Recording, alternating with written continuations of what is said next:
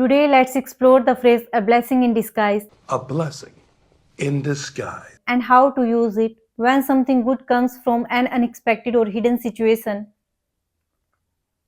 Sometimes losing a job can lead to better opportunities, and it turns out to be a blessing in disguise. Example: losing his job was a blessing in disguise. It led him to start his own successful business. A difficult breakup might feel painful, but it can later become a blessing in disguise when you find someone better suited for you. Example: that breakup was a blessing in disguise because it helped me find the right person. Sometimes a minor illness or accident can lead to discovering something more important about your health, making it a blessing in disguise.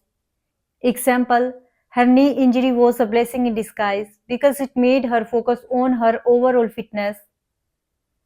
The phrase a blessing in disguise is a great way to describe unexpected positives. Keep practicing it, and you will be able to use it whenever something good comes from a surprising situation.